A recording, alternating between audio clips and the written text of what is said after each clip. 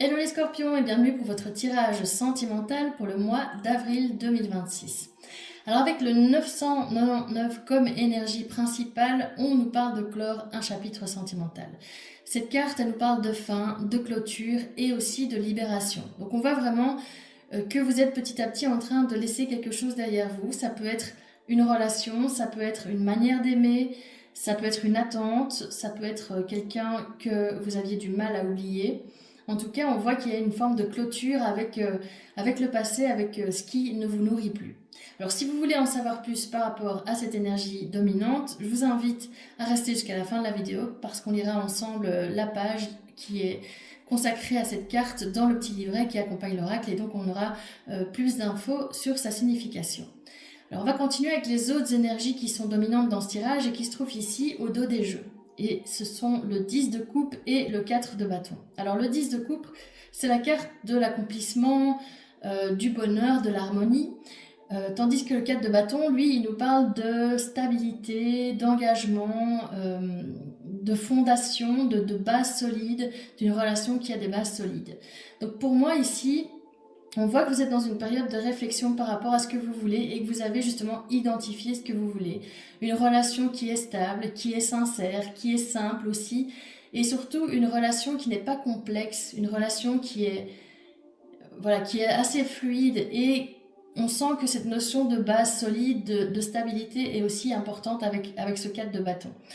On va voir comment on peut encore affiner le message avec les autres énergies de ce tirage. Et on va commencer par la première colonne ici avec le pendu inversé et l'as de pentacle. Alors le pendu, quand il est inversé, c'est une carte qui nous parle de blocage, de stagnation et aussi d'une forme de résistance. Donc il y a peut-être quelqu'un, soit vous, soit l'autre, parce que comme vous le savez, dans le tarot, les énergies sont interchangeables, qui se retient, qui est dans une forme de résistance. Alors peut-être ça peut être aussi quelqu'un qui a du mal à justement quitter ce passé, à faire une coupure avec le passé et qui du coup est dans cette situation de stagnation qui est un peu figée ou figée. Avec l'as de pentacle, là on nous parle d'une opportunité, de quelque chose de concret et d'un nouveau départ. C'est vraiment l'idée de, avec cette main tendue qui tombe à pentacle, l'idée de faire une offre. Donc c'est en amour la carte de l'offre amoureuse. Donc c'est quelqu'un qui va vous proposer une relation ou vous qui allez proposer une relation à quelqu'un. Alors cette proposition, elle peut venir de quelqu'un que vous connaissez ou d'une nouvelle personne. Mais on sent avec ce pendu inversé qu'il y a quelqu'un qui se retient. Donc soit vous, soit l'autre, comme je le disais. Donc ça pourrait être par exemple quelqu'un qui a de l'intérêt pour vous ou vous qui avez de l'intérêt pour quelqu'un, mais qui ne passait jamais vraiment à l'action, qui ne concrétisait jamais finalement en fait cette offre que vous avez envie de faire. Ensuite, avec la grande prêtresse inversée clarifiée par le magicien. Là, la grande prêtresse, quand elle est inversée, elle nous parle de quelqu'un qui est un peu déconnecté de son intuition, qui est dans une phase de doute, de confusion. Et le magicien, c'est la carte de l'action, la carte aussi d'un départ, d'un début, d'une initiative.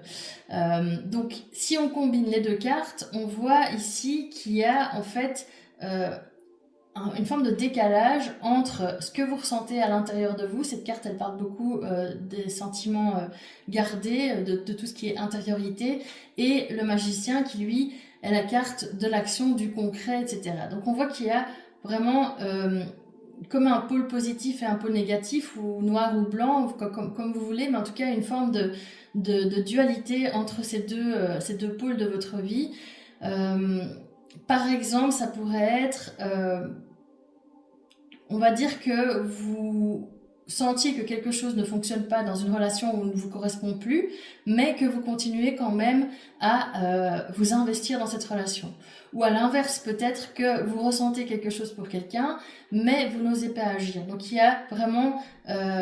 on le voit déjà ici un peu, je trouve, mais encore plus ici, cette dualité en vous. Et c'est probablement ça aussi qui vous fait douter ou qui fait douter l'autre si on parle de l'autre. Et enfin, avec la dernière colonne et le 7 de denier clarifié par le 2 de coupe, là, le 7 de denier, il nous indique qu'il y a une forme de découragement, de doute, d'impatience aussi, tandis que le 2 de coupe, il parle d'une connexion, d'un lien qui est réciproque, de quelque chose qui est sincère, d'une relation qui est sincère, ou si c'est pas une relation qui est déjà concrète, en tout cas d'un lien avec quelqu'un. Et donc, si on combine les deux cartes, on peut dire qu'ici, pour moi, il y a un vrai potentiel, en fait. Il y a vraiment quelque chose qui est possible, quelque chose de sincère, quelque chose qui correspond justement à ce que vous recherchez. Mais vous doutez, vous vous découragez peut-être un peu trop vite aussi, ou vous ne laissez peut-être pas le temps aux choses de se déployer à leur rythme, aux liens, en fait, de se construire petit à petit. Et donc, si on veut un peu, vous donner un exemple de ce qui pourrait être dans cette situation-là, vous pourriez par exemple vous dire, si ça ne va pas vite, ou si ça ne va pas assez vite à mon goût, c'est que c'est pas la bonne personne. Alors que, en fait, en réalité, le lien, il est là, mais il demande peut-être un peu plus de temps pour se développer, ou il demande peut-être aussi une forme d'action de votre part, une forme de sortie de stagnation pour qu'il se concrétise. Donc, pour moi, si on devait résumer ce mois d'avril pour vous les scorpions, on voit que vous êtes en train, avec ce 999, cette carte, de tourner une page pour aller vers quelque chose de plus sain, de quelque chose qui correspond plus à ce que vous voulez, mais qui a encore des peurs, des doutes, des hésitations.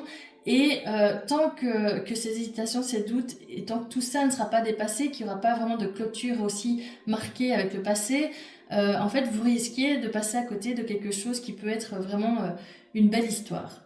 Donc pour moi, c'est comme ça que je résume ce tirage pour vous, les scorpions. Et donc, on va conclure, comme je le disais, avec la lecture de la petite carte d'énergie dominante pour voir un peu plus en détail de quoi on veut nous parler pour ce mois d'avril. Donc, la carte 999 dans l'oracle de l'amour astral, elle nous dit, comme je vous le disais au début, je clôt ce chapitre sentimental. Et elle dit, le 9 est porteur d'une fin symbolique. Que ce soit la fin d'une relation, d'un rêve, d'une vision ou d'un désir, une page se tourne définitivement pour laisser la place à quelque chose de plus grand et de plus noble. Cela peut être douloureux de réaliser ce bilan émotionnel, mais quand le chapitre sera clos, tu sentiras un réel poids se soulever de tes épaules. L'acceptation de la situation actuelle arrivée à son apogée est la clé pour t'en sortir. Rien ne sera plus jamais comme avant. Cette carte n'est pas annonciatrice d'une mauvaise nouvelle, mais d'un nouveau chemin à emprunter. Si tout se passe pour le mieux dans ta vie actuelle et que tu ne ressens pas cet appel à clôture, alors contente-toi de dresser le bilan de l'année ou des 6 derniers mois, qui viennent de s'écouler. Quelles sont les choses que tu as accomplies et celles qui restent en suspens? Quelles sont les personnes qui ont rejoint ta vie et celles qui l'ont quittée? En dernier lieu, qui sont les 5 personnes les plus proches de toi? Pourquoi et comment te sens-tu à leur côté?